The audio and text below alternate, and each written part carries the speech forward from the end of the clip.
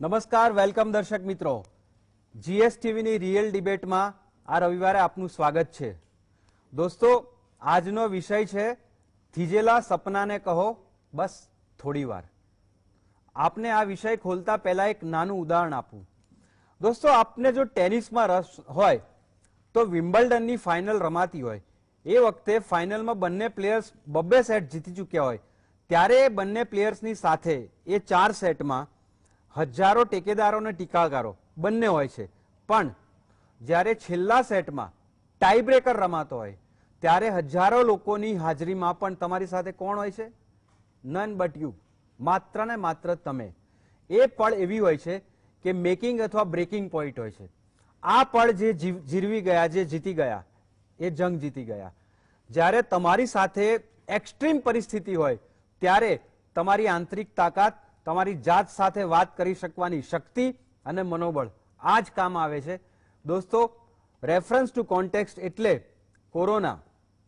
Corona ઉપર ઘણા બધા મેડિકલ પ્રોગ્રામ્સ થયા, ઘણા કાર્યક્રમો થયા, ઘણી ડિબેટ થઈ. આજનો વિષય તદ્દન જુદો છે. આજનો વિષય એકદમ રિચાર્જિંગ છે. દોસ્તો, આજે આપણી સાથે આ વાત કરવા માટે ઉપસ્થિત છે અગ્રણી મનોચિકિત્સક doctor Mrugesh Vaishnav, youth hostels association of India Ahmedabad ચેપ્ટરના પ્રેસિડેન્ટ યશપાલસિંહ ઝાલા અને સાહિત્ય અકાદમીના મહામાત્ર જયેન્દ્રસિંહ જાદવ. આ ત્રણેય મહાનુભાવોનું આ કાર્યક્રમમાં સ્વાગત છે. મૃગેશભાઈ, મેં સહેજ જે ભૂમિકા બાંધી, અહીંયા બેઠા બેઠા એક મોટિવેશનલ સ્પીચ આપવી એ અલગ વસ્તુ છે, ખાલી કોટેશન્સ કહેવા, કવિતાઓ કહેવી અલગ વસ્તુ છે. પણ વાસ્તવમાં તમે જુઓ તો વર્ચ્યુઅલી નવેમ્બર 2019 વુહાનમાં કોરોના શરૂ થયો ત્યારથી આખા વિશ્વને જે ઝપટમાં લીધું છે, માંડ માંડ ઠેકાણે પડતું હતું, ત્યાં ફરીથી નવા વેરિયન્ટ્સ આવ્યા કરે છે. આવા સમયે સૌથી વધારે જો કોઈ ડિસ્ટર્બ થયું હોય તો તેજસ્વી વિદ્યાર્થીઓ અને યંગ એન્ટરપ્રિન્યોર્સ થયા છે. માની લો કે કારકિર્દીમાં કે જીવનમાં એક સ્થાયી અથવા સ્થિર થયેલી વ્યક્તિને અસર થઈ હોય, પણ એટલી ના થઈ હોય કે જે આંખોમાં સપના સજાવીને હજી તો ઉંબરાની બહાર પગ મૂકી રહ્યો છે. એવા વર્ગને સૌથી વધારે તકલીફ થઈ છે.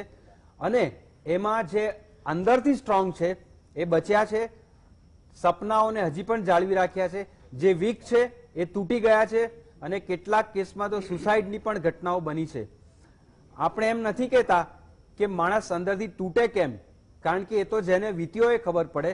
50 લાખ રૂપિયાની એજ્યુકેશનલ લોન લીધી હોય, હપ્તા ભરવાના હોય અને એજ્યુકેશન બિલકુલ ઠપ થઈ ગયું, આવકનું કોઈ સાધન ના હોય, બધા જ વિપરીત પરિબળો છે. પણ દોસ્તો, આખરે તો તમે ડેસ્ટિનેશન ઉપર પહોંચ્યા કે નહીં જ એને જ દુનિયા યાદ રાખે છે. એવું નથી કે પ્રોબ્લેમ્સ નથી, છે. What matters most is your inner character. મૃગેશભાઈ, આજે આપણે અહીંયા 1 કલાકના કાર્યક્રમમાં આ તમામ મિત્રોને જે સ્પિરિટેડ છે અથવા ડિજેક્ટેડ છે એ લોકોને એક એવો મેસેજ આપવો છે કે આ તો શું છે, કશું જ નથી જીવનમાં. તમે પાસ્ટમાં જુઓ, ઇતિહાસમાં કેવી કેવી વિપરીત સ્થિતિઓ વચ્ચે માણસો આગળ આવ્યા છે. સવાલ પહેલો આપને એ કરું છું મૃગેશભાઈ કે આ 2 વર્ષમાં કદાચ સૌથી વધારે અસર થઈ હોય તો ક્રિએટિવ તેજસ્વી વિદ્યાર્થીઓ, યંગ એન્ટરપ્રિન્યોર્સ અને ખાસ કરીને એવા લોકોને કે જે સપના જુએ છે, આ લોકોને પહેલા તો આપણે વિપરીત અસરો કઈ થઈ એ આપણે એક આઈડેન્ટિફાઈ કરીએ, પછી એના રસ્તા વિચારીએ. દક્ષેશભાઈ, વિષય બહુ જ સરસ છે.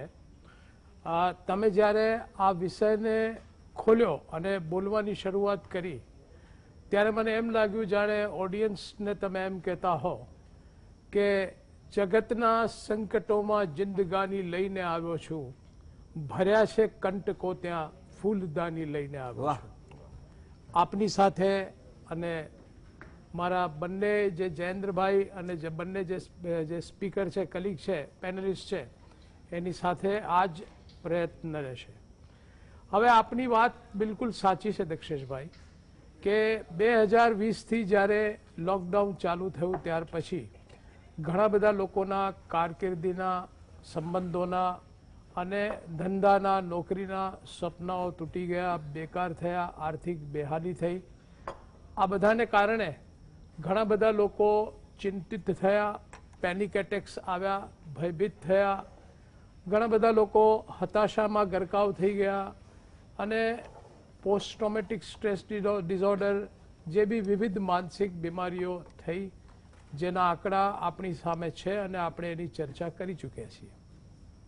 પણ આવા સંજોગો છતાં પહેલું વેવ, બીજું વેવ અને હવે આ ત્રીજું વેવ, અને આ સંજોગોમાં હવે લોકોને જ્યારે સરસ કહ્યું છે કે થીજેલા આંસુઓ, એટલે રડી રડીને પણ હવે જાણે આ ઠંડી એટલી પડે છે એમાં આંસુઓ થીજી ગયા હોય, તો થીજેલા આંસુઓને હવે કહેવાનું છે કે બસ થોડીક વાર છે, હવે ઝાઝો સમય નથી. આપે વાત કરી કે જે યુવાનો, જે લોકોનો ઉદ્દેશ્ય હતો જીવનમાં, જે લોકોના મોટિવ્સ હતા, સપનાઓ હતા, એ બધા અત્યારે સાકાર નથી થયા, પણ એક સ્વપ્નનો ભંગાર થઈ ગયો છે. તો એવા લોકો માટે હું, દક્ષેશભાઈ, એક બહુ જ સરસ બીજા વિશ્વયુદ્ધની વાત કહીશ. આપ સૌને ખ્યાલ હશે કે બીજા વિશ્વયુદ્ધ વખતે હિટલરના નાઝી સૈનિકોએ કાળો કેર વર્તાવ્યો હતો. એમને ઓસ્ટ્રિયા ઉપર કબજો કરી લીધો અને ઓસ્ટ્રિયન નાગરિકોને કોન્સન્ટ્રેશન કેમ્પ, જેને ડેથ કેમ્પ પણ કહેવાય, એની અંદર એ લોકોને ધકેલવા લાગ્યો.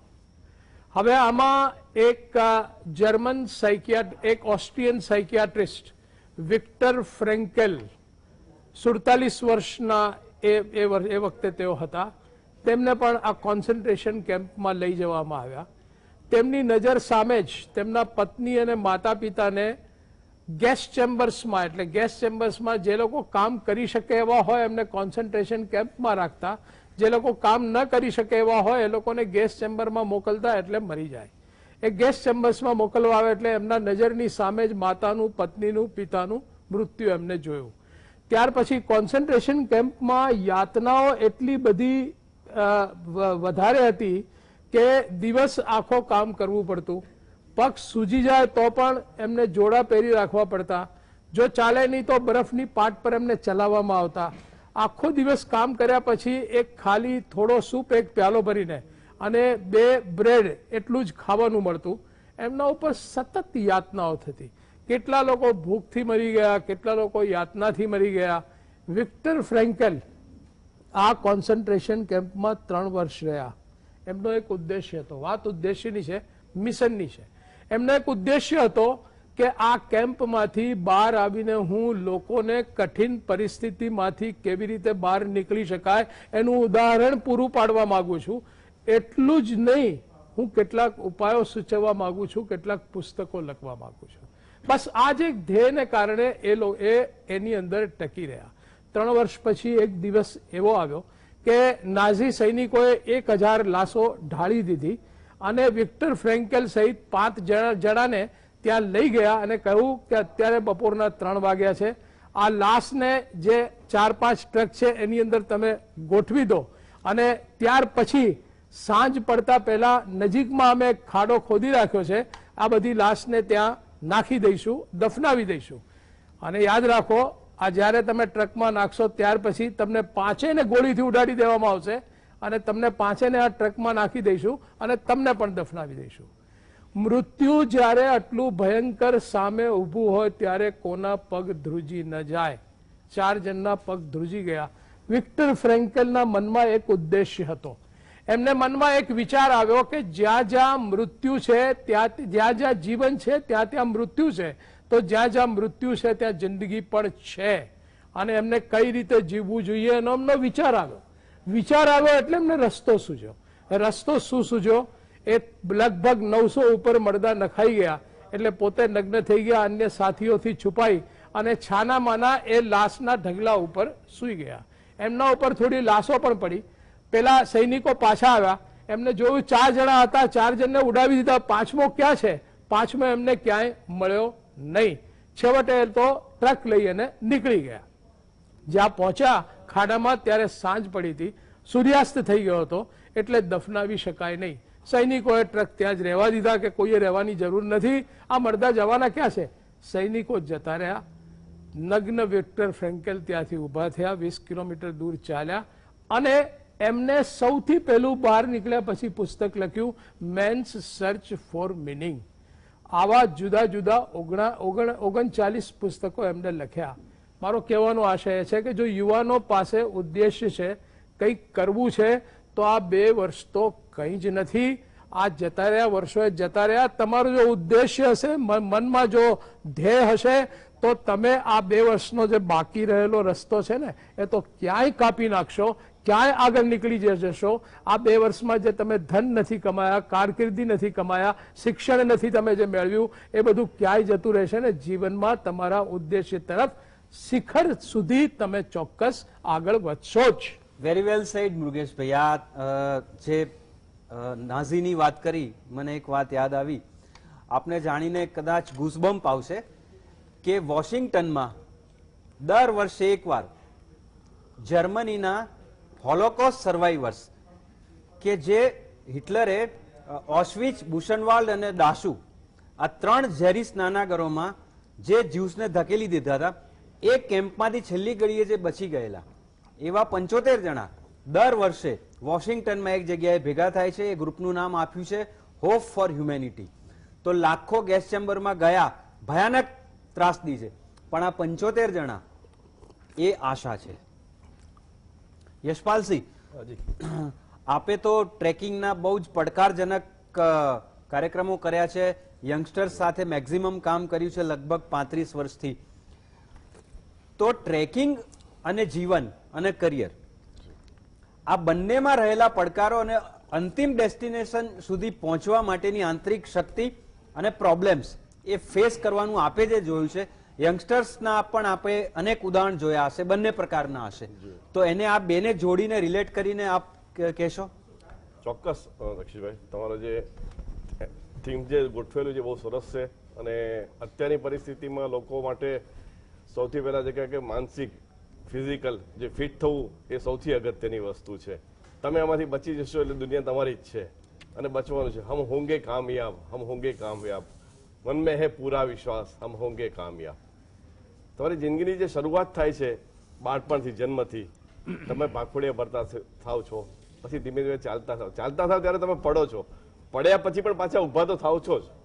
એ વિશ્વાસ હંમેશા આપણા મનમાં હોય છે કે જિંદગીમાં ડગલે ને પગલે ચાલવું, પડવું, આખડવું, મોટા થવું, સાયકલ શીખ્યા પછી પાછા પડવું, અને કરતા કરતા ધીમે ધીમે આપણે ગાડી ચલાવીએ છીએ.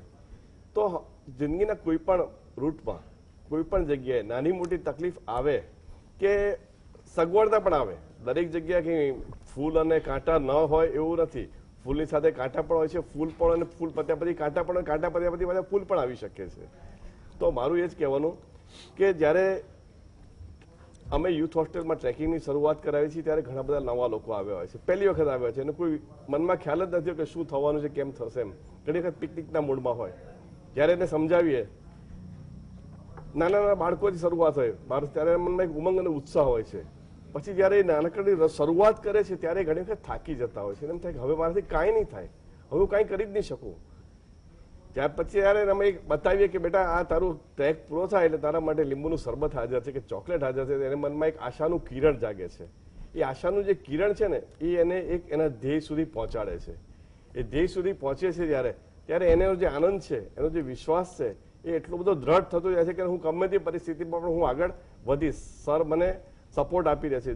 દુનિયામાં તમને સપોર્ટ આપવાવાળા માણસો, કુદરત, નેચર છે જ તમારી સાથે. તમે સેજ બહાર નીકળો, જુઓ, તમારી કોઈ પણ મુશ્કેલી જે છે એનો અંત જેમ સૂર્યોદય પછી સૂર્યાસ્ત જે કહીએ છીએ સનરાઈઝ, એ રીતે સૂર્યોદય થવાનો જ છે. એટલે એ વિશ્વાસ સાથે તમે આગળ વધો જિંદગીમાં તો તમને વાંધો નહીં આવે. નાનકડા ટ્રેકિંગની વાતો જો આપણે કરીએ તો અમે જ્યારે હિમાલયના વેલી ઓફ ફ્લાવર્સના ટ્રેકિંગ માટે શરૂઆત કરી હતી ત્યારે ખુશનુમાન વાતાવરણ હતું. કોઈને શબ્દે પણ અંદાજ નહોતો કે કાંઈ પણ કોઈ વસ્તુ થઈ શકે. આગળ ગયા, બદ્રીનાથથી આગળ પહોંચવાનું હતું અમારે. હરિદ્વારથી થોડા આગળ ગયા, બસ લેન્ડસ્લાઇડિંગની શરૂઆત થઈ ગઈ. પહેલા વરસાદ પડ્યો હતો, પછી થોડી વાર પછી લેન્ડસ્લાઇડિંગ હતું. પાછા આગળ વધ્યા, પાછા વરસાદને બધું ચાલુ થયું. 2 દિવસના ટ્રેક કર્યા, આગળ વધતા ગયા. એમ થયું કે હવે લેન્ડસ્લાઇડિંગ છે, કોઈ માણસ આગળ રહી શકે એવી હાલત જ નથી. એક રાત રહી ગયા, રોડ ઉપર રહ્યા છીએ, છતાં અમે આગળ વધ્યા, ટ્રેક પૂરા કર્યા. પણ એ જે ટ્રેક પૂરા કરવા માટેનો જે વચ્ચેનો પીરિયડ હતો ને એ ઘણા બધા લોકો માટે એમ હતું કે નહીં, શક્ય જ નથી. ઇટ ઇઝ ઇમ્પોસિબલ કે we can finish this track. એવી રીતે જિંદગીના દરેક પડકારો પણ તમારી પાસે એવા આવતા હોય છે, એવા સમય સંજોગો હોય છે તમારી પાસે કે તમને એમ થાય તમે હિંમત હારી જાઓ છો, પણ ત્યારે એ યાદ રાખો કે કુદરતી કોઈ તત્વ, કોઈ શક્તિ છે જે તમને સપોર્ટ કરી રહી છે, જે તમારું ધ્યાન પણ રાખી રહી છે, તમારી કેર પણ કરે છે. એક મનમાં વિશ્વાસ હોવો જોઈએ તમારો અને અડગ શ્રદ્ધા, નિશ્ચય કે હું કોઈ પણ પરિસ્થિતિમાંથી બહાર નીકળીશ. ગમે તેવી બીમારી આવતી હોય છે માણસોને, છતાં એના જેનું મનોબળ મજબૂત છે, તેને વિશ્વાસ છે, એ હંમેશા બહાર નીકળી શકે છે. જો તમે હિંમત હારો તો કાંઈ નથી. દર્શક મિત્રો, what matters is end result. યશપાલસિંહે જે કહ્યું કે ટ્રેકિંગમાં વચ્ચે લેન્ડસ્લાઇડ થાય છે, રાત્રે જંગલમાં રોકાવું પડે, બે બાજુથી પથ્થરો પડતા હોય, તમને ખબર નથી ક્યાંથી આવશે.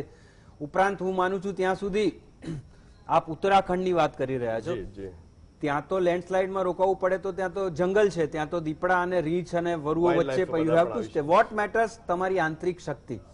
Anyway, well said. જયેન્દ્રસિંહ, આખો સમય અત્યારે જે છે એને આપણે વિશ્વ સાહિત્યની દ્રષ્ટિએ આપ કેવી રીતે મૂલવો છો કે ભૂતકાળમાં પણ જ્યારે માનવજાત ઉપર કેટલાક પડકારો આવ્યા ત્યારે સાહિત્યએ કઈ રીતે માણસને રિચાર્જ કર્યો છે? જી દક્ષેશભાઈ, પહેલા તો જીએસટીવીની આખી ટીમને હું ખૂબ ખૂબ અભિનંદન આપું છું કે આવો સરસ એક વિષય અહીંયાથી આપણે પ્રસ્તુત કરી રહ્યા છીએ. આપણા એક યુવા કવિ કિરણસિંહ ચૌહાણ લખે છે કે ખાલી જીવતર છલકાવે છે એનાથી મોટી વાત કઈ, ખાલી જીવતર છલકાવે છે એનાથી મોટી વાત કઈ, કોઈ તમને બહુ ચાહે છે એનાથી મોટી વાત કઈ, ને પ્રગટ્યું છે ધુમ્મસ ચારે બાજુ ને ધુમ્મસના આ ઘરમાં, પ્રગટ્યું છે ધુમ્મસ ચારે બાજુ ને ધુમ્મસના આ ઘરમાં, તું તડકો થઈને આવે છે તેનાથી બીજી વાત કઈ, અને મરવાની વાતો કરનારા બે ઘડી તમારી સંગ રહી. મૃગેશભાઈ, મરવાની વાતો કરનારા ઘડી બે ઘડી તમારી સંગ રહી, હવે મબલખ જીવવા માંગે છે તેનાથી મોટી વાત કઈ. મને લાગે છે કે આ કાર્યક્રમ જોઈ અને આપણા દર્શકો એ મબલખ જીવવાનો સંકલ્પ કરશે, મન ભરીને જીવવાનો સંકલ્પ કરશે અને અંતે ઇન શોર્ટ આ જીવતરને છલકાવવા માટેનો આખો આપણો પ્રયાસ છે. જ્યારે સાહિત્યની વાત આવે છે તો આ કપરા સમયમાં સાહિત્ય આપણી વારે આવે છે. મિત્રો, ગુજરાતી સાહિત્ય અને વિશ્વ સાહિત્યમાં એટલી મોટી તાકાત છે કે જે આપણને આવા સમયમાં જોમ અને જુસ્સાથી ભરી દે છે. યુવાઓને હું કાયમ કહું છું કે યુવા દોસ્તો, યુવાનોની વ્યાખ્યા શું છે? તો શેખાદમ આબુવાલા કહે છે કે સમંદરના તરંગો ચાંદનીમાં લીન લાગે છે, પવનની લહેર પણ ઝળકી ઉઠેલી બીન લાગે છે, એ માનવ હોય કે પશુ સરખો છે અનુભવા, યુવાની હોય છે ત્યારે બધું રંગીન લાગે છે. આ કપરા સમયમાં પણ ક્યાં કંઈક કલરફુલ છે એવી વાતોને શોધીને આપણે એમાંથી અત્યારે તો જોઈએ તો પોઝિટિવ શબ્દ એ 2020-21 નો સૌથી નેગેટિવ શબ્દ છે એવું કહીએ તો ચાલે. તો એ વિદ્યાર્થીઓ જ્યારે યુવાનો હકારાત્મકતાની દોડમાં જ્યારે જતા હોય ત્યારે સાહિત્ય એમની વારે આવે છે. ત્યારે આપણા મેઘાણી એમ કહે છે કે ઘટમાં ઘોડા થન ગને, આતમ વીંઝે પાંખ, અણદીઠેલી ભોમ પર યૌવન માંડે આંખ. હવે યૌવને આંખ તો માંડી છે, એના અનેક સપનાઓ છે, એના ઉમંગો છે, અનેક આશાઓ છે, અનેક મહત્વાકાંક્ષાઓ છે, પણ સામે કોરોનાનું જે કાળચક્ર છે એ ફરી ફરીને ફર્યા કરે છે. આજે આપણે ત્રીજી લહેરમાં જોઈએ છીએ તો તમે જુઓ ફરી પાછું ભણવાનું ઓનલાઈન થયું છે, ફરી પાછા ધીરે ધીરે પૈડા થંભતા જાય છે. તો યુવાનને એમ થાય છે કે મારા વખતે જ આવું કેમ? ઘણા વિદ્યાર્થીઓને દક્ષેશભાઈ આપણે ચર્ચા કરતા હોઈએ છીએ ત્યારે એ લોકો કહે છે કે સાહેબ અમે 10માં આવ્યા, અમે 12માં આવ્યા ત્યારે જ આવી સ્થિતિ કેમ? બરાબર, હું કંઈ સારું પરફોર્મ નથી કરી શકતો અને સારું પરફોર્મ કરું તો બધા જ ઓનલાઈન એક્ઝામ લેવામાં આવે છે તો આપણે જોઈએ મોટા ભાગના સરખા થઈ જાય છે. તો યુવાઓની આશા જે છે એના ઉપર ક્યાંક ને ક્યાંક એ આ 2 વર્ષમાં પાણી ફરતું હોય એવું લાગે છે. પણ યુવા દોસ્તોએ ગભરાવાની સહેજ પણ જરૂર નથી, કારણ કે અંતે આશા અમર છે એવું આપણો કવિ કહીને ગયો છે. અને ગુજરાતીઓ તો હંમેશા ઉત્સાહીનું બીજું નામ ગુજરાતી છે. આપણે આફતને અવસરમાં પલટાવી એ હંમેશા આપણો ઇતિહાસ રહ્યો છે. તો આ કોરોના જેવી જે મહામારી છે એને આપણે નાથવા માટે બધાએ સાથે મળીને પ્રયાસ કરવો જોઈએ છે અને આશા અને ઉમંગ હંમેશા ટકાવી રાખવા જોઈશે. માનવીય સંવેદનાઓ તો રહેવાની જ, આપણે હસવાનું છે, રડવાનું છે. આપણા કવિ જયંત પાઠક કહે છે કે રમતા રમતા લડી પડે ભાઈ માણસ છે, હસતા હસતા રડી પડે ભાઈ માણસ છે. તો તો આ માણસની જે સંવેદનાઓ છે એ તો ક્યાંક ને ક્યાંક બહાર આવવાની છે, પણ આની સાથે જ જીવન છે. જીવનનો લય આપણે સમજવો પડશે, એને જાણવો પડશે અને એને માણવો પડશે તેમ મને લાગે છે. મૃગેશભાઈ, આદર્શવાદ અને વાસ્તવવાદ એ બેનો ફરક એક પ્રેક્ટિસિંગ મનોચિકિત્સક કદાચ સૌથી સારી રીતે સમજાવી શકે. અહીંયા જે વાતો થાય છે એક ઇન્સ્પિરેશનલ વાતો થાય છે, બધું બરાબર છે, પણ વાસ્તવમાં જેણે સૌથી ખરાબ પ્રોબ્લેમ્સ ફેસ કર્યા છે આ 2 વર્ષમાં, નર્વસ બ્રેકડાઉનનો ભોગ બન્યો હોય, કદાચ આપની પાસે આવ્યો હોય, અથવા તો એવો પણ કેસ હોય કે બ્રેકિંગ પોઈન્ટ ઉપર આવ્યા પછી પણ માણસ સ્ટ્રોંગ રહ્યો હોય, જે આપે ઓબ્ઝર્વ કર્યું હોય, આવા રિયલ લાઈફ એક્ઝામ્પલ્સ દાખલા આપના ધ્યાનમાં છે? That matters most. બહુ જ સરસ પ્રશ્ન છે. જ્યારે લોકોને અમે સમજાવીએ છીએ કે કોઈ પણ, જયેન્દ્રસિંહે બહુ સરસ વાત કરી, યશપાલસિંહે બહુ સરસ વાત કરી, અને પોઝિટિવ વાતો કરીએ છીએ ત્યારે લોકો એમ કહે છે કે તો તમારા ઉપર સાહેબ વીત્યું નથી ને, એટલે વીત્યું હોય ને તો આ બધી વાતો ન થાય. વાતો કરવી એક વાત છે અને ખરેખર જિંદગીમાં એનો અમલ કરવો એ બીજી વાત છે. આ મહામારીને કારણે કેટલા બધા લોકો હતાશ થયા, એવા તો કેટલા પણ ઉદાહરણો છે. હું તમને 2 જીવતા જાગતા ઉદાહરણો આપીશ. એક 84 વર્ષના કાકા કે દાદા જેને કહી શકાય, કે જેમને આ બીજા વેવની અંદર એમને લોકોને, કુટુંબીઓને બધાને એમ કહ્યું કે ભાઈ રસી લેવાની બહુ જરૂર નથી, આપણે આપણી મેળે પાવર ઊભો કરો, અને રસી ન લેવા દીધી. હવે મે મહિનામાં એવી ગમખ્વાર ઘટના બની કે એમના બંને પુત્રો કે જે 50+ હતા, એ બંને પુત્રોનું અવસાન થયું. હવે એ બંને પુત્રોના પુત્રો USA અત્યારે હાલમાં છે. પુત્ર વધુઓએ એમ કહીને એમનો ત્યાગ કર્યો, ઘરનો ને બધાનો, કે આ માણસની જીદને કારણે આપણે કોઈએ રસી ન લીધી અને આપણે બધા આ અત્યારે ઘરમાં અનાથ બની ગયા. હવે આ એકલા રહેતા કાકા જિંદગીમાં જીવવાનો શું મકસદ? એ પોતે પણ ઘણા અપરાધ ભાવથી પીડાયેલા, એ પોતે પણ ખૂબ જ હતાશ રહે, આત્મહત્યાના વિચારો આવે. એ મારી પાસે આવ્યા. એમની વાતમાં તો બીજું કંઈ કહી જ શકાય એવું નથી. આ જ વાત હતી કે આંસુ થીજી જાય ત્યારે ઈશ્વરને યાદ કરવા પડે, બીજી કંઈ એમાં શબ્દો ન કહી શકાય. ગમે તેવા તમે એમને આશ્વાસનના શબ્દો કહો તો પણ નકામા થાય. પણ ખાલી મેં એટલું જ કહ્યું કે જે ભગવાને, અલ્લાહ, ઈશ્વરે, ખુદાએ જે આ 2 જણને લઈ લીધા, એને તમને પણ જીવતા રાખ્યા, એટલે તમારી પાસે કંઈક હજી કરાવવાનું બાકી હશે.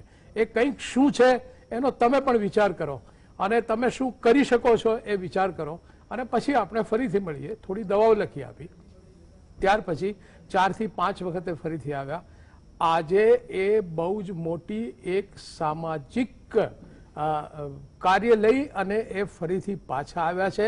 એમને એમના ઘણા બધા પૈસા સામાજિક કાર્યમાં રોક્યા છે અને એ હકારાત્મક કામ કરી રહ્યા છે. બીજા એક ખૂબ જ સિનિયર અધિકારીનો દાખલો આપું.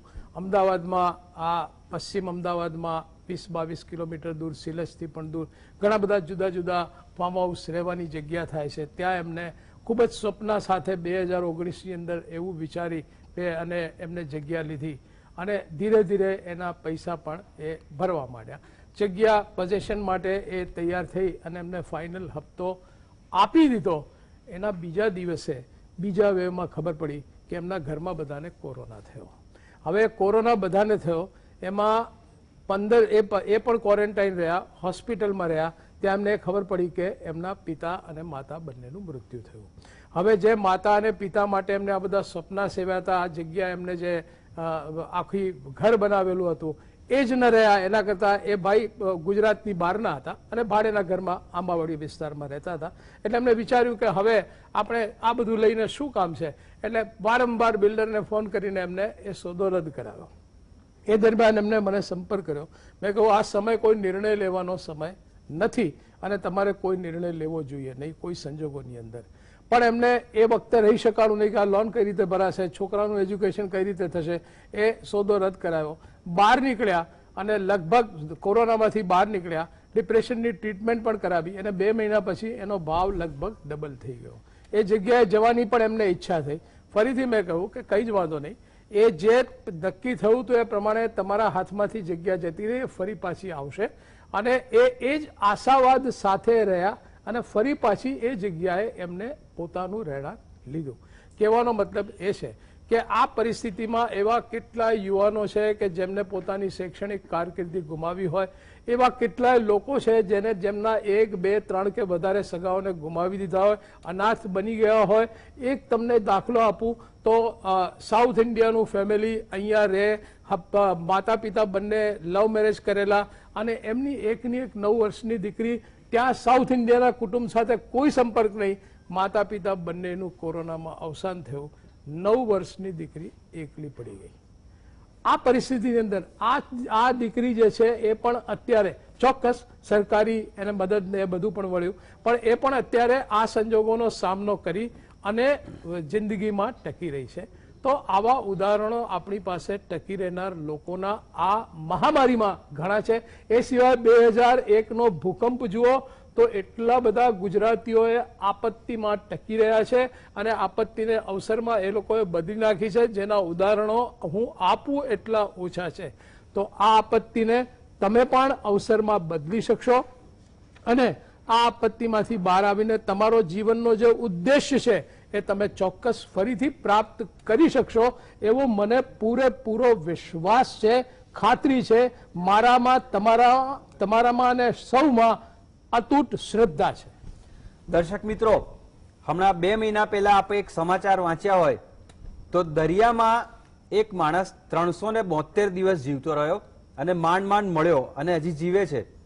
તો એ જીજીવિષા અને વિલ પાવર બંને છે અને કેટલાક કિનારીએ છબછબિયા કરતા ડૂબી જાય છે. તમે કેવી રીતે જીવનને, પડકારને જુઓ છો એના ઉપર આખો આધાર છે. આ અંગે વધારે વાત કરીશું એ પહેલા લઈએ એક નામ. વેલકમ બેક દોસ્તો. આ કાર્યક્રમ કોઈ પણ વિપરીત પરિસ્થિતિમાંથી આપણે આંતરિક તાકાત પ્રગટાવવાનો છે, તો એને રિલેટેડ જ આપણે ફોકસ કરીએ છીએ. પ્રશ્નો પણ યશપાલસિંહ, એક સીધો જ પ્રશ્ન પૂછું છું આપને કે જેમ આપે જીવન અને કારકિર્દીને ટ્રેકિંગ સાથે સરખાવ્યું, તો આટલા વર્ષોમાં એવા પણ કેસીસ આવ્યા હશે કે કોઈ ટ્રેકિંગમાં આવ્યો હોય, એક સામાન્ય ફરિયાદ સાથે અડધેથી છોડીને જતો રહ્યો હોય અને કોઈ ખરાબ પ્રકારની શારીરિક તકલીફ થઈ હોય અને સૌથી અઘરા ટ્રેક પૂરા કર્યા હોય. દોસ્તો, આને હું કોરોના સાથે રિલેટ કરું છું. યસ, હા, મારે ખાસ એ કહેવાનું કે જ્યારે માણસ ટ્રેકમાં આવે છે કોઈ પણ જગ્યાએ, ત્યારે એને ઉત્સાહ ઉમંગ હોય છે કે હું આ કામ કરીશ એમ કે એની અમુક પરિસ્થિતિ જે છે એ એના મન ઉપર અને શરીર ઉપર પણ આધાર રાખે છે. એક નાનકડો બાળક જે 12 થી 13 વર્ષની ઉંમર હતો અને ડાંગના ટ્રેકિંગ પ્રોગ્રામમાં અમારી સાથે આવ્યો અને એણે કીધું કે મારે આ ટ્રેક કરવો છે એમ કે, અને હું ટ્રેક કરીશ એમ કે. એને વિશ્વાસ હતો. સ્વભાવ એની બીજે દિવસે તબિયત થોડીક એને કે માઇલ્ડ ફીવર વર્ષો પહેલા હતો, ત્યારે એને એમ થયું કે હું આ કદાચ કરી શકીશ કે નહીં કરી શકું. એની સાથે એનું જે બાળકોનું બીજું જે ગ્રુપ હતું, જે જુસ્સો હતો, એ લોકોએ એને કીધું કે ભાઈ તું તો અમારી સાથે કરી શકે ને, તારા વગર અમને મજા નહીં આવે, તું અમારી સાથે રહે તો અમને મજા આવશે. એને જે સપોર્ટ આપ્યો પહેલે દિવસે, એને એનામાં હિંમત મૂકી. તો પાછું સાંજે એને પણ ઠીક નહોતું, somehow he is not feeling well. એને બીજે દિવસે પણ બીજા લોકોએ સવારે એને થોડું ખવડાવ્યું, નાસ્તા પાણી આપ્યા અને એને માનસિક સપોર્ટ આપ્યો કે ના તું કરી શકે છું, તારા થકી જો તું હતો અમને મજા આવી જાય, તારા થકી અમારા ટ્રેક સારો મજા આવશે, તારા વગર અમને મજા નહીં આવે. આપણે ગીતો ગાતા ગાતા, આનંદ કરતા કરતા જઈએ છીએ જિંદગીમાં અને આપણે જરૂર આ શક્ય પૂરું કરશું. તો એ છોકરાએ, નાનકડા છોકરાએ બીજા બધાના સાથ સહકારથી સરસ રીતે ડાંગનો ટ્રેક 3 દિવસ હતો એ અમારે પૂરો કર્યો. એની હિંમત હતી. સેમ વસ્તુ એક મોટા માણસ સાથે બની હતી થોડા વર્ષો પછી. એના કે અમારા ડાંગના ટ્રેક રેગ્યુલર હતા, એમાં એક છોકરો હતો, મોટી ઉંમરનો હતો, 25-30 વર્ષની ઉંમરનો હતો, છતાં એને મનમાં એમ હતું કે હું તો બધું કરી શકું, મારા માટે આ બધું બહુ ઇઝી છે. પણ જ્યારે એને જોયું કે ના ના આ વસ્તુ તો મારાથી ન જ થઈ શકે, કે આવી તો પૈસા આપીને મારાથી આવું કામ કેમ કરવું જોઈએ, શું કરવા ફરવું જોઈએ, હરવું જોઈએ એમ કે હું તો આરામ જ ન કરું. બસ એ માણસ હિંમત હારી ગયો, કેટલો સપોર્ટ આપવામાં આવ્યો કે તમે આ વસ્તુ આ કરો, ન કરી શક્યો. હિમાલયની અંદર બનેલી એક હકીકત વાળી વસ્તુ કહું કે જ્યારે લડાખના ટ્રેકમાં અમે જઈ રહ્યા હતા ત્યારે એક જણાને માનસિક રીતે એ થોડો યુરિન પાસ ઓન નહોતો થતો, એટલે માનસિક રીતે ગભરાઈ ગયો હતો બાળક, મોટી ઉંમરનો હતો. એને સાયકોલોજીકલ અમે સાહેબ સમજાવ્યું કે 1-2 કલાક પછી કે નહીં તારે યુરિન પાસ ઓન થઈ ગયો, એ ફીલ ખરેખર થયો નહોતો, પણ બસ એને જે સાયકોલોજીકલ અમે ટ્રીટમેન્ટ આપી, એ ફીલ ધેટ કે ના આ તો ભાઈ નાવ આઈ એમ ઓકે. અને એને એનો જે અઘરો ડિફિકલ્ટમાં ડિફિકલ્ટ ટ્રેક કહેવાય, લડાખના જે ટ્રેક કહેવાય, એને બહુ સારી રીતે પૂરા કર્યા. અને પછી અમે જયારે એને વાતચીત કરી ત્યારે એને મને આંખમાં જળજળી આવી ગયા કે સાહેબ તમે લોકો ન હોત, તમે આ વસ્તુ પૂરી કરી ન શક્યા હોત, એમ કે અમારે છોડવું પડે. જયેન્દ્રસિંહ, એક સાહિત્યકાર અને શિક્ષક તરીકે આ 2 વર્ષના સમયગાળા દરમિયાન વિદ્યાર્થીઓ તમારી પાસે ડિપ્રેશનની કઈ ફરિયાદ લઈને આવ્યા અને આપે એમાંથી એ લોકોને કયા રસ્તા બતાવ્યા? જી, આપે બહુ જ સરસ સવાલ પૂછ્યો છે. વિદ્યાર્થીઓની અનેક સમસ્યાઓ મારે જનરલાઇઝ કરતા ચોક્કસ કોઈ ઉદાહરણ સાથે real life story that would. જી, 2 વર્ષમાં જે અનુભવો થયા એ હું આપની સાથે શેર કરું તો જ્યારે વિદ્યાર્થી વર્ગમાં આવે છે ત્યારે માત્ર ભણવા માટે નથી આવતો. અનેક પરિવેશ લઈ અને વિદ્યાર્થી વર્ગમાં આવતો હોય છે ત્યારે એને એના પિયર્સ સાથે વાત થતી હોય છે, એના ક્લાસમેટ સાથે વાત થતી હોય છે, શિક્ષકો સાથે વાત થતી હોય છે. હવે આ કોરોનાએ બધાથી એને ડિટેચ કરી દીધો. હવે ઘરની અંદર માતા પિતા અને વિદ્યાર્થી પોતે તો જે પોતાના જે પ્રશ્નો છે એની વાત કોને કરવી, માતા પિતાને કેટલી ફરિયાદ કરવી, તો વિદ્યાર્થીના મનમાં અનેક અકળામણો છે. પણ ઓનલાઈન વર્ગને લીધે કંઈ પૂછી શકતો નથી, શિક્ષકને મળી શકતો નથી, બહાર નીકળી શકતો નથી, આવા અનેક પ્રકારના પ્રશ્નો સામે આવે છે. બીજું કે એનું જે એસેસમેન્ટ છે, ઓવરઓલ મૂલ્યાંકન, એણે જે ગોલ નક્કી કરેલા હતા, ટાર્ગેટ્સ નક્કી કરેલા હતા, એ ટાર્ગેટ્સ કેવી રીતે નવી પરિસ્થિતિમાં પૂરા કરવા, એના માટે એને કોઈનો સપોર્ટ જોઈએ છે, હેન્ડ હોલ્ડિંગ સપોર્ટ જોઈએ છે. તો એ એને અત્યારે નથી મળી રહ્યો એવું એ અંદરથી ફીલ કરે છે. બીજું, પોતાના દોસ્તો સાથે હંમેશા યુવાન હોય એટલે એનામાં ઉર્જા હોય છે, તો એ ઉર્જા જે છે એ પ્રોપર ચેનલાઇઝ ન થાય તો અત્યારે મોટાભાગના યુવાનો ફરિયાદ કરે છે કે સાહેબ અમે કોલેજ આવતા હતા ત્યારે લગભગ 3-4 કલાકનો જે સમય છે એટલી સ્ટડીમાં જતો હતો, અત્યારે અમે વ્યવસ્થિત બેસી નથી શકતા, 4 કલાક બેસવાનું અમે ભૂલી ગયા છીએ. તો આવા અનેક પ્રશ્નો છે. ગેજેટ્સ જે છે એનાથી વિદ્યાર્થીઓ વધારે હેબિચ્યુઅલ થયા છે અને એનો દુરુપયોગ પણ વધતો જાય છે. તો એક વિદ્યાર્થી મારી પાસે ફોનમાં દક્ષેશભાઈ એને પ્રશ્ન પૂછ્યો કે સાહેબ તમે અત્યારે ફ્રી છો? ત્યારે કોરોનાની બીજી લહેર ચાલતી હતી અને પીક પર લહેર હતી, એટલે કોઈને મળે નહીં, સોશિયલ ડિસ્ટન્સિંગ જાળવવાનું. હા, ફ્રી છું.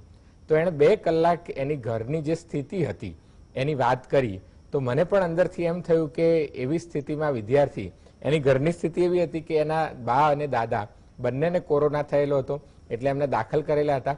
એના મમ્મી અને પપ્પા બંને જે છે એમની સારવારમાં જતા હતા. તો સવારથી એના ફાધર જે છે ફેક્ટરીમાં નોકરી કરતા, એને લીધે ફેક્ટરીમાંથી પણ રજાઓ પડે એટલે પગાર થાય નહીં, અડધા પગારે રાખ્યા હોય. એની મધર આજુબાજુના ઘરમાં કામ કરવા માટે જાય, પણ હવે કોરોનામાં કામવાળાને પણ લોકોએ બંધ કરી દીધા, તો એ કામ પણ ન થાય. અને એવા સમયમાં યુનિવર્સિટીની જે પરીક્ષા ફી છે એ ભરવાનો સમય આવ્યો. એ વિદ્યાર્થી એમ કે હું આ વર્ષ જે છે એ સાહેબ હું ડ્રોપ લઈ લઉં. હવે એની સરસ તૈયારી હોવા છતાં પણ એના મનમાં એટલા બધા પ્રશ્નો હતા કે હું કેવી રીતે એને સોલ્વ કરી શકું. તો એવા સમયે મેં એને હું કોલેજ પર ગયો અને કોલેજ પર વિદ્યાર્થીને બોલાવ્યો અને સાથે એના એક મિત્રને પણ બોલાવ્યો. સોશિયલ ડિસ્ટન્સિંગ જાળવીને એની સાથે સંવાદ કર્યો. સંવાદ એ બહુ મહત્વનું સાધન છે. આજના સમયમાં વિદ્યાર્થીને સૌથી વધારે જો જરૂર હોય તો એ કાઉન્સેલિંગની છે, કે એને કોઈ સાંભળનારું મળે, એની વેદનાને કોઈ વાચા આપવા વાળું મળે. તો એ જો મળે તો એના એટલો બધો શાંત થઈ ગયો અને એને લાગ્યું કે મારા બધા જ પ્રશ્નોનું સમાધાન થઈ ગયું છે. અને મેં એને કહ્યું કે આ આફતના જે પહાડો હોય છે એ બરફના બનેલા હોય છે, જો તારા બધા જ પ્રશ્નો સોલ્વ થઈ ગયા ને, એને કહ્યું કે હા સાહેબ સોલ્વ થઈ ગયા. તો જીવનમાં આવા પ્રશ્નો અવારનવાર આવ્યા કરવાના છે, આપણે હિંમત હારવાની નથી. અને સતત મને અહીંયાથી કહેતા આનંદ થાય છે કે એ વિદ્યાર્થીનો યુનિવર્સિટીમાં 7મો નંબર આવ્યો. જો એણે પરીક્ષા ન આપી હોત તો એ કદાચ એ 7મો નંબર પણ ન લાવી શક્યો હોત અને બીજી વાર પણ જ્યારે પરીક્ષા આપત ત્યારે એના મનમાં સતત એ રંજ રહ્યા કરત કે રિસોર્સિસના અભાવે મને કોઈ સાંભળ્યો નહીં, એના અભાવે મારું 1 વર્ષ બગડ્યું. આવા અનેક યુવાનો, એ વિદ્યાર્થીનું નામ નચિકેત છે, તો આવા અનેક નચિકેત આપણી આજુબાજુમાં છે. બસ આપણે એમને સાંભળીએ, એમને શાતા આપીએ, એની વેદનાને વાચા આપીએ અને મદદરૂપ બનીએ તો મને લાગે છે એમનામાં ઘણી શક્તિ છે, ઘણી ઉર્જા છે, એ ચોક્કસ આગળ જશે. દર્શક મિત્રો, આપને કદાચ ખ્યાલ હોય તો સેલ્મન નામની માછલી છે જે માઇનસ ટેમ્પરેચરમાં રહે છે. એ હંમેશા એનું માઇગ્રેશન ઠંડા પાણી તરફ ચાલુ જ હોય છે. એટલે આર્કટિક થી એ નીકળી અને 12 મહિના પ્રવાસ કરી ઠંડા પાણી શોધતી શોધતી એન્ટાર્કટિકા નોર્થ થી સાઉથ પોલ પહોંચે છે. એ વચમાં અબજોમાંથી ખાલી સેંકડો માછલીઓ ત્યાં પહોંચે છે અને જીવતી હોય છે. બસ આ સેંકડો માછલીઓ જે ટકી અબજોમાંથી એ જીવન છે, એ મેસેજ છે. મૃગેશભાઈ, અત્યારે આપણે જે વાત કરી હોપની, પણ વાસ્તવિક રીતે જોવા જાઓ, મેં અગાઉ કહ્યું હતું કે લાખો રૂપિયાની લોન લીધી હોય, બધું ઠપ થઈ ગયું હોય, લોન પતી ગઈ હોય અને ભણવાનું ત્યાં ને ત્યાં જ અટકી ગયું હોય, આવા કેસમાં ઘરમાંથી પણ પ્રેશર આવે, જોબ હોય નહીં, ખાસ કરીને કમ્પેરિઝન આખા ગામમાં કીધું હોય કે અહીંયા આ ભણી રહ્યો છે, ત્યારે બીજા લોકો જે કમ્પેરિઝન કરે એનાથી જે એક નેગેટિવિટી અથવા તો ડિપ્રેશન અથવા તો નર્વસ બ્રેકડાઉન આવતું હોય છે, આવા કોઈ આપના ધ્યાનમાં છે કેસીસ કે એમાંથી કેવી રીતે બહાર આવ્યા હોય? ચોક્કસ. અત્યારે સ્ટાર્ટઅપનો જમાનો છે. આપણી ગુજરાત યુનિવર્સિટીએ સ્ટાર્ટઅપ કેટલા કોર્સિસ શરૂ કર્યા છે. લોકો કંઈક નવું કરવા માગે છે. જ્યારે વિદ્યાર્થીઓ યુવાનો નવું કરવા માગે છે ત્યારે ઘરના લોકો એનો વિરોધ કરે છે કે સામાન્ય રીતે જે જિંદગી હોય કે આ નોકરી લે, આમ કર, એ પ્રમાણે જ તું આગળ વધ. છતાં પણ બધા લોકોથી વિરુદ્ધ જોઈને જ્યારે આવું સ્ટાર્ટઅપ શરૂ કર્યું હોય અને એમાં લોન પણ ભરી ન શકાય, આગળ જે પોતાનું સાહસ હોય, જે ઉદ્યોગ હોય, જે ધંધો હોય, એમાં પણ આગળ ન વધી શકાય અને એમાં અટકી ગયા હોય, લોન લઈને પપ્પાએ લોન લીધી હોય અને ફોરેન ગયા હોય, ત્યાં ભણીને પાછા આવીને કરવાનું ભણવાનું હોય અથવા તો કંઈક ધંધો શરૂ કરવાનો હોય, આ બધું અટકી પડ્યું હોય એવા યુવાનોનો બહોળો વર્ગ છે. તાજેતરમાં જ કેનેડાથી એક વિદ્યાર્થી કે ત્યાં જે સાયબર ક્રાઇમનું શીખવા ગયેલો, પણ સમાવ અધર આ બધા કોરોનાને કારણે ત્યાં સાયબર ક્રાઇમમાં બરાબર ભણી ન શક્યો. અહીંયા પાછો આવ્યો ત્યારે બાપનું દેવું કેટલું છે એ એને ખબર પડી અને પાછું કોરોનાનું વેવ ચાલતું હતું. એટલે એવા સંજોગોમાં સંપૂર્ણ રીતે ભાગી પડી અને એને આત્મહત્યાની કોશિશ કરી. આત્મહત્યાની એની આ કોશિશ નિષ્ફળ ગઈ. પણ ત્યાર પછી એને જ્યારે સારવાર દરમિયાન એ જ કહેવાનું કે દરેક સમસ્યાની એક ચોક્કસ અવધિ હોય છે, આ સમય ચાલ્યો જશે અને કાળા માથાનો એવો કોઈ જ માનવી નથી કે જેને ક્યારે કોઈ સમસ્યા ન હોય. જે માણસ નોકરી કરતો હોય એને એમ લાગે કે ધંધો કરું તો સારું, જે નાના ધંધાદારી હોય એને એમ લાગે કે આ બધા કાયદાઓ મને નડે છે એટલે એના કરતાં નોકરી કરું તો સારું, જે માણસ પરણેલો હોય એને એમ થાય કે કુંવારો રહ્યો તો સારું અને કુંવારો એને એમ થાય કે પરણું તો સારું. એટલે કોઈ પણ સમસ્યા કાળા માથાના માનવીને ન હોય એવું ક્યારે હોતું જ નથી. માત્ર મૃત શરીરોને, મરદાઓને સમસ્યા ન હોય, એ સિવાય દરેક જણને સમસ્યા હોય. દરેક સમસ્યા તમને બદલી નાખશે.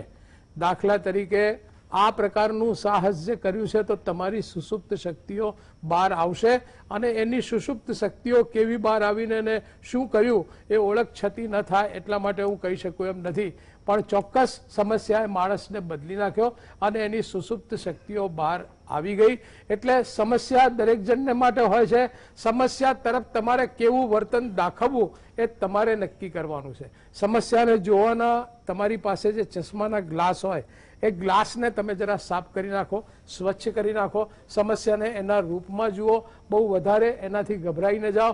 અને એક વાત ચોક્કસપણે તમે કહો કે સંકટ ભરી આ જિંદગીથી હારનારો હું નથી, સંકટ ભરી આ જિંદગીથી હારનારો હું નથી, સાગર ડુબાડી દે મને એવો કિનારો હું નથી, મારે સદા અજવાળવા અંધકાર કેરા પંથ સૌ, મારે સદા અજવાળવા અંધકાર કેરા પંથ સૌ, ચમકી અને તૂટી પડે એવો સિતારો હું નથી. વાહ મૃગેશભાઈ, આમાં હું એક એડ કરીશ કે આ જે વાત થઈ એ બહુ જ અંદરથી રિચાર્જ કરવાની વાત છે, નેગેટિવિટીને ફેંકી દેવાની વાત છે.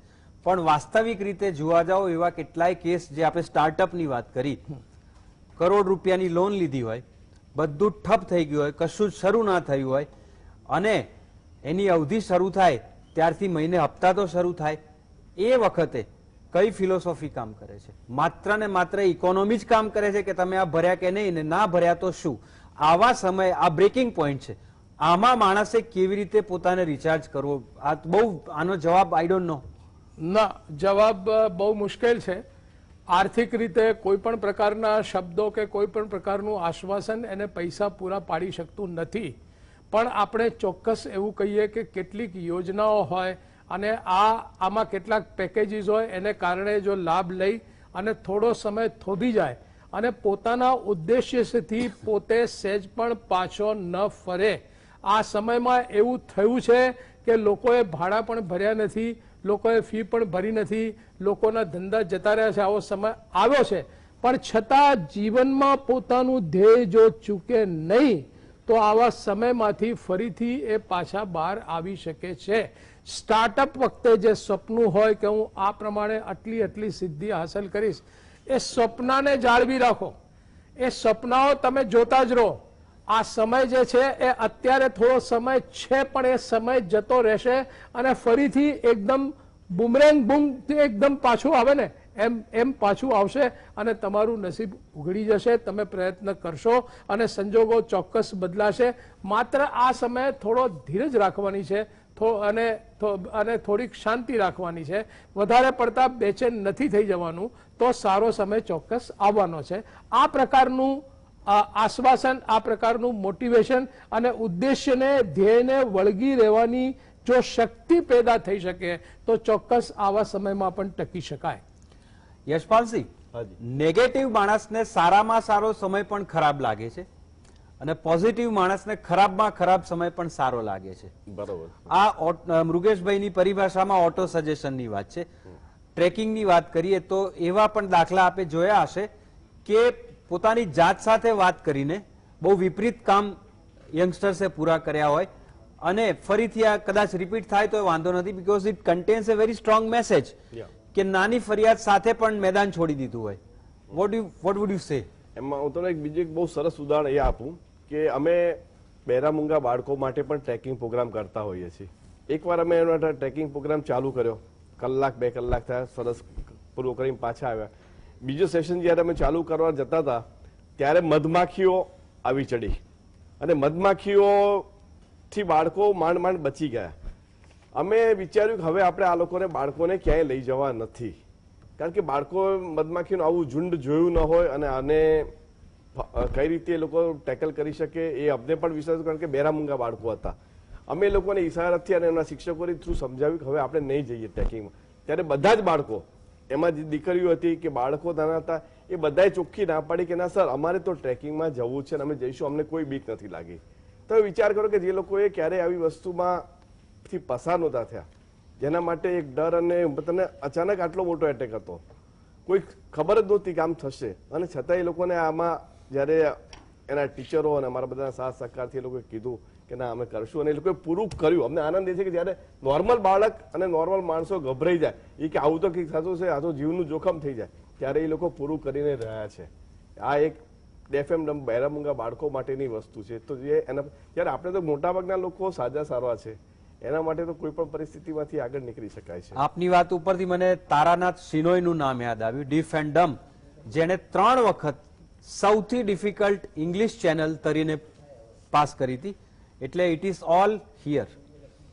જયેન્દ્રસિંહ, ઝવેરચંદ મેઘાણીને આપણે કોટ કર્યા પછી એનાથી ઉપર તો કંઈ રહેતું જ નથી, કારણ કે વિશ્વ સાહિત્યની સબલાઇમ કૃતિઓના સર્જક ઝવેરચંદ છે.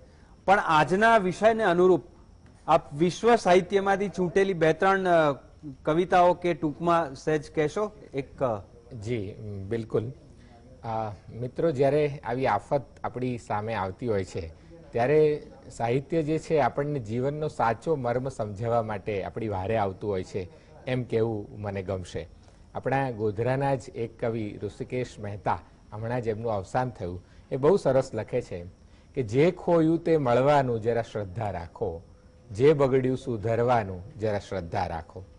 એક બારણું બંધ થયું તો રંજ શું એનો, એક બારણું બંધ થયું તો રંજ શું એનો, દ્વાર બીજું ઉઘડવાનું જરા શ્રદ્ધા રાખો. અને વિવેકાનંદે આ જ વાત કહી હતી કે જગતમાં એવા જ મનુષ્યોનો ઇતિહાસ રચાય છે કે જેમને પોતાની જાત પર શ્રદ્ધા હોય. એટલે જ વિવેકાનંદ કહેતા હતા કે હું નાસ્તિક એને નથી ગણતો કે જેને ઈશ્વર પર શ્રદ્ધા ન હોય, હું તો નાસ્તિક એને ગણું છું કે જેને પોતાની જાત પર શ્રદ્ધા ન હોય. તો આ કવિતાઓ જે છે આપણને શ્રદ્ધા કરતા પ્રેરે છે. અહીંયા વિશ્વ સાહિત્યની તમે વાત કરી તો મને બહુ સરસ વાત યાદ આવે છે. ખલીલ જિબ્રાનને એકવાર અમેરિકન કવિયત્રી બાર્બરાએ પૂછેલું, એ બંનેનો સંવાદ ચાલતો હતો. તો બાર્બરાને ખલીલ જિબ્રાને પૂછ્યું કે બાર્બરા, તને જો કોઈ દેવદૂત આવે અને એમ કે તારે બધા જ શબ્દો, કારણ કે બાર્બરાના શબ્દો જે છે એની જબરજસ્ત તાકાત એ સાહિત્યમાં દેખાતી હતી, એનાથી અનેક યુવાનો પ્રભાવિત હતા. તો જિબ્રાન કહે છે કે જો તને દેવદૂત આવીને એમ કે બધા જ શબ્દો તું ભૂલી જઈશ, માત્ર 7 જ શબ્દો તારે યાદ રાખવાના છે, તો તું કયા 7 શબ્દો યાદ રાખીશ? ત્યારે બાર્બરા એને જવાબ આપે છે કે એક તો હું પ્રભુનું નામ યાદ રાખીશ, એટલે પ્રભુ, જીવન, પ્રેમ, સૌંદર્ય અને પૃથ્વી યાદ રાખીશ. તો જિબ્રાન કહે છે હજી તો 5 જ થયા, બીજા 2 રહ્યા, પણ બાર્બરા બોલી નથી શકતી. ત્યારે જિબ્રાન બહુ સરસ જવાબ આપે છે કે ઇટ ઇઝ યુ એન્ડ મી, હું અને તું. હું અને તું જો હઈશું, આપણું જો અસ્તિત્વ રહેશે, તો આપણે અનેક નવા શબ્દો રચી શકીશું, શબ્દોનું વિશ્વ રચી શકીશું. તો અહીંયા માનવ જીવનની સાર્થકતા આપણને સમજાય છે કે આપણે ઈશ્વરનો એ આભાર માનવો રહ્યો કે ભલે આ કોરોના આવ્યો, આ કાળમાં આપણે બધા જ સપડાયા, પણ અંતે આપણું અસ્તિત્વ હજી પણ આ પૃથ્વી પર છે. મૃગેશભાઈએ વાત કરી એ પ્રમાણે અનેક એવા માણસો છે કે જે દુનિયાના નકશા પરથી ચાલ્યા ગયા છે. તો આપણે આમ તો ઈશ્વરનો આભાર માનવો રહ્યો કે હે ઈશ્વર, અમે અત્યારે આ પૃથ્વી પર હજી ટકી રહ્યા છીએ, અમારું અસ્તિત્વ છે, તો આવા અનેક શબ્દો, અમારું પોતાનું વિશ્વ અમે રચી લઈશું, એવી શ્રદ્ધા આપણને આ વિશ્વ કવિતા જન્માવે છે. મને આપની વાત ઉપરથી મારા ઓલ ટાઈમ ફેવરિટ થિંકર બર્ટ્રેન્ડ રસેલની એક લાઈન યાદ આવે છે. એમણે એક લાઈનમાં જે કીધું છે એનાથી ઉપર મારા ખ્યાલથી આંતરિક તાકાત વિશે કોઈએ કીધું નથી. The strongest man on earth is he who stands alone.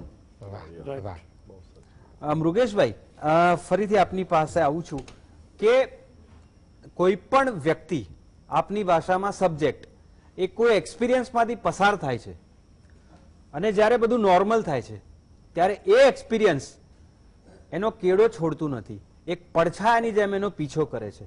આ 2 વર્ષના જે અનુભવો વિદ્યાર્થીઓ અને યંગ એન્ટરપ્રિન્યોર્સને થયા છે, હવે જ્યારે નોર્મલ થશે બધું, હોપફુલી વેરી સૂન, ત્યારે ફરીથી એ જ પથ ઉપર જતા કરિયર, ભણવા કે ઇન્ડસ્ટ્રીમાં, ત્યારે એની સાથે એના સબકોન્શિયસ માઇન્ડમાં એક અજ્ઞાત ભય, ફરીથી આવું નહીં થાય ને એવો છુપાયેલો જોડાયેલો હશે.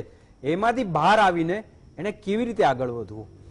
બહુ જ સરસ પ્રશ્ન છે. તમે જે વાત કરી દક્ષેશભાઈ, એ વાત જો વધારે પડતી ભૂતકાળની વાતો યાદ આવે, એના સપનાઓ જો રાત્રે આવ્યા કરે, તો એને પોસ્ટ ટ્રોમેટિક સ્ટ્રેસ ડિસઓર્ડર અમારી ભાષામાં કહેવાય. ધરતીકંપ આપણે આવ્યો ત્યાર પછી પોસ્ટ ટ્રોમેટિક સ્ટ્રેસ ડિસઓર્ડરના એટલા બધા શિકાર હતા, જે ધરતીકંપ પછી 5, 10, 15 વર્ષ સુધી પણ એ સ્ટ્રેસ ડિસઓર્ડરમાંથી જુદા સાયકોસિસ થઈ અને ચાલુ રહ્યા.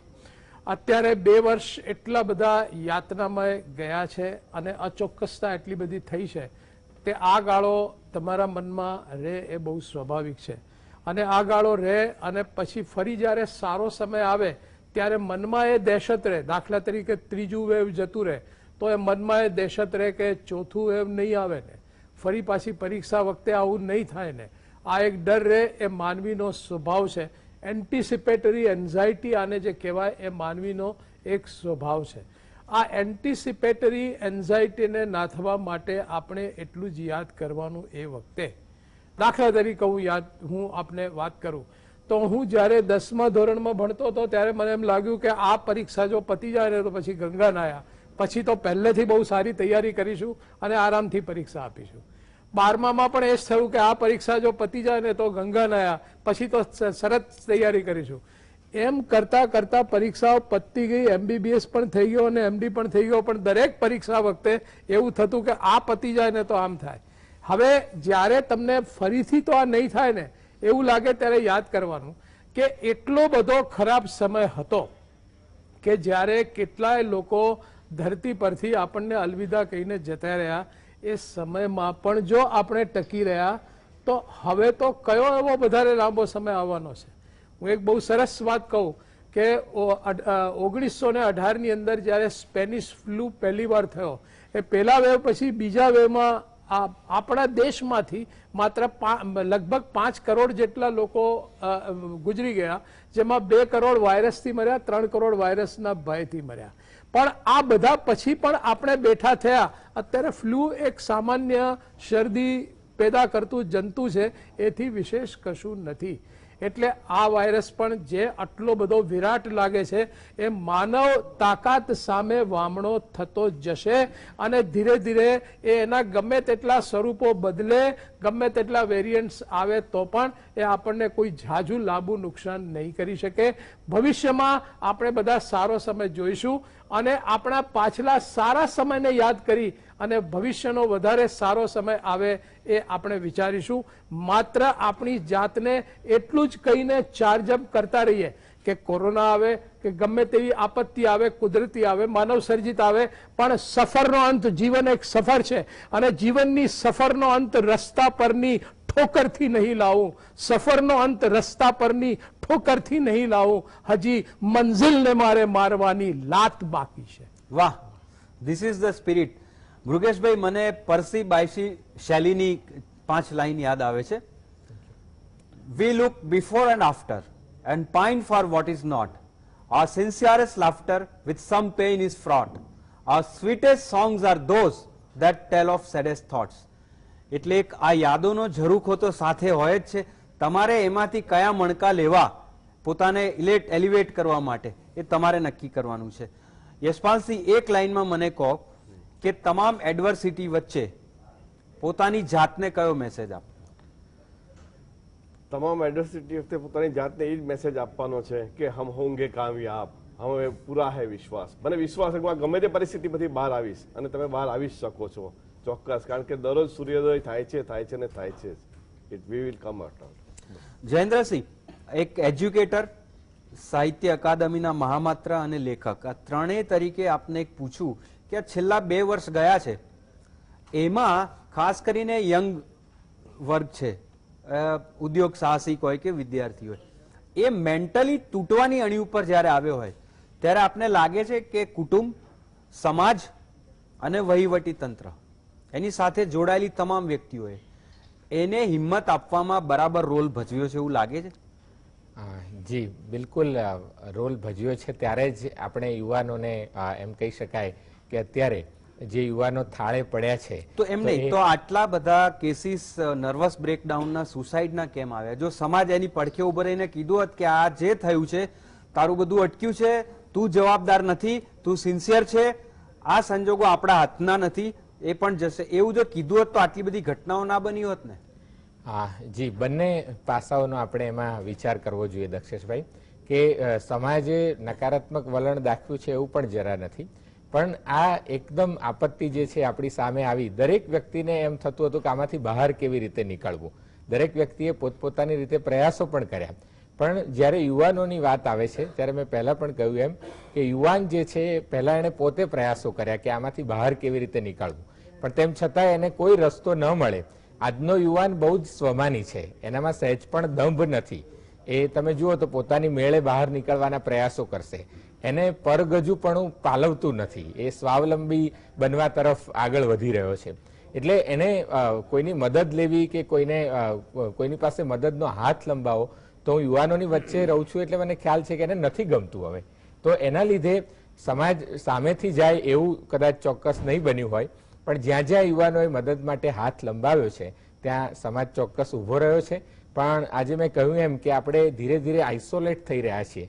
જે આપણી સંયુક્ત કુટુંબ પ્રથા હતી એમાંથી પણ આપણે બહાર નીકળી રહ્યા છીએ. ન્યુક્લિયર ફેમિલીમાં આ યુવાનો ઉછર્યા છે, એટલે એને ખબર નથી કે આવી વિપત્તિ સમયે કોની પાસે જવું, કોને જઈને વાત કરવી, અને એના લીધે કદાચ એ ફ્રસ્ટ્રેશનમાં આવી જાય છે. એને પ્રસ્તુતિ પણ નથી આવડતી. મેં એ પણ જોયું છે કે વાતને કેવી રીતે પ્રસ્તુત કરવી એ પણ એને ખબર નથી, એટલે ફ્રસ્ટ્રેશનમાં એ કાંઈ પણ કહી દે છે. એટલે એ એમ કહી શકાય કે ચારે બાજુ આ જે સમસ્યાઓ છે એના વમળમાં ઘેરાઈ જાય છે અને સમાજ ઈચ્છવા છતાં પણ એને મદદ નથી કરી શકતો. એક આઇસોલેટ પેલા ટાપુ પર જઈને કેમ રહી જાય એવું થઈ જાય છે. એટલે આપણી જીવનશૈલી, આપણી જે કુટુંબ પ્રથા છે એ પણ એમાં ખૂબ મોટો ભાગ ભજવે છે. એમ હું આના માટે કહી શકું. કારણ કે આપણે જ્યારે જ્યારે વિપત્તિમાં આવીએ છીએ ત્યારે દાદા દાદી કાકા મામા માસી આ બધાને આપણે યાદ કર્યા છે, આપણા મિત્રોને યાદ કર્યા છે. પણ તમે જુઓ ન્યુક્લિયર ફેમિલીમાં જે છોકરાઓ ઉછર્યા હોય છે એ થોડા ઇન્ટ્રોવર્ટ વધારે પડતા હોય છે. પોતાની સમસ્યા બીજાને ન જણાવી અને બીજાને બોજરૂપ ન બનવું એવી માનસિકતા ધરાવતા હોય છે. દોસ્તો, એટલે એવું લાગે છે. આપણા ત્યાં નહીં, દુનિયામાં તમામ જગ્યાએ એક ટ્રેડિશન છે કે કોઈએ આપણને કંઈ આપ્યું હોય તો એને સામે પાછું વાળવું એ આપણી નૈતિક ફરજ છે. જો જીવન એ કુદરતે આપણને આપેલા આશીર્વાદ અને એના કરતા વધારે જો જીવન એક સંગીત છે તો આપણી પણ ફરજ છે કે કુદરત માટે આપણે પણ જીવનને કોઈ પણ પરિસ્થિતિમાં, પ્રોબ્લેમ્સ નથી એવું નથી, એક સંગીતની જેમ ઉજવી અને આ લાઈન કુદરતને પાછી આપીએ. કિશોર કુમારનું ગીત છે, ગીત ગાતા હું મેં ગુનગુનાતા હું मैंने हंसने का वादा किया था इसलिए सदा मुस्कुराता हूं मैं. દોસ્તો, આ 1 કલાકના કાર્યક્રમમાં વી હોપ કે અમારે જે કન્વે કરવું હતું દિલથી, કોઈ જ દમ વિના, કોઈ ભારી ઉદાહરણો વિના, જેન્યુઇન ઉદાહરણો સાથે, આઈ હોપ કે આપના સુધી પહોંચ્યું છે. અને આટલી સુંદર વાતો કરીને એનલાઇટન કરવા બદલ આ ત્રણેય મહાનુભાવોનો ખૂબ ખૂબ આભાર. ફરીથી મળીશું આવા જ કોઈ અલગ સબ્જેક્ટ સાથે. C you. Good night.